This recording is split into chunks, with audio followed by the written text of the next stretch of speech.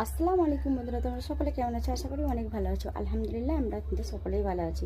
তো বন্ধুরা, সকাল সকাল কিন্তু চাটা সব কিছু খাওয়া হয়ে গেছে। খেয়ে নিয়ে কিন্তু এবারে কি করব, এবারে রান্না বান্না তো সব কিছু করতে হবে। তো তোমাদের দাদাভাই এইমাত্র ফোন করেছিল, তো ফোনেতে একটু কথা বললাম, ঠিক আছে। তো অত দূরে থাকে মানুষটা, ওই দূর প্রবাসে থাকে, তো তার সঙ্গে একটু টাইম না দিলে তা কি হয় বন্ধুরা। তো বন্ধুরা, তার সঙ্গে একটু কথা বলে এবারে ছেলেমেয়েরা সব স্কুলে গেল। তো নাস্তা আগে থেকে বানিয়ে ফেলেছিলাম, তো নাস্তা করে নিয়ে তারপরে ওরা চলে গেল, স্কুলে চলে গেল।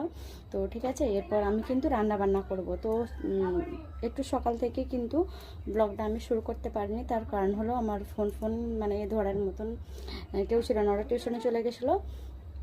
তো বন্ধুরা, তোমরা সকলে কে কোথা থেকে দেখছো অবশ্যই ভিডিওটি দাও, অবশ্যই কিন্তু একটি লাইক এবং চ্যানেলটি অবশ্যই সাবস্ক্রাইব করার অনুরোধ রইল। তো মিষ্টি বন্ধুরা, তোমরা অবশ্যই অনেক ভালো থেকো, সুস্থ থেকো, আমি দোয়া করি, আর আমার জন্য সকলে কিন্তু অনেক অনেক দোয়া করো। তো ঠিক আছে।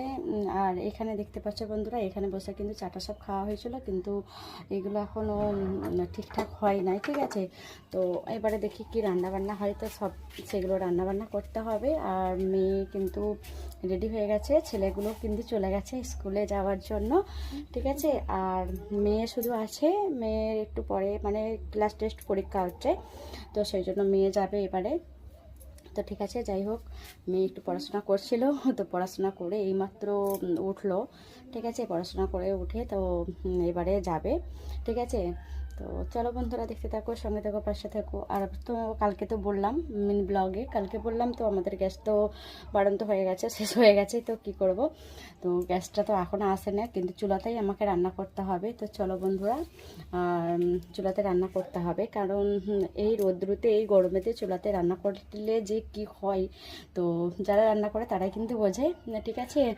আর মেয়েদের তো কোনো মানে যাই হোক, যত কষ্টই হোক, মেয়েদেরকে রান্না বান্না করতেই হবে সবার সামনে, সবাইকে খাওয়া দাওয়ার জন্য সামনে দিতেই হবে খাবার। মেয়েদের কোনো আলস্যি চলবে না, ঠিক আছে।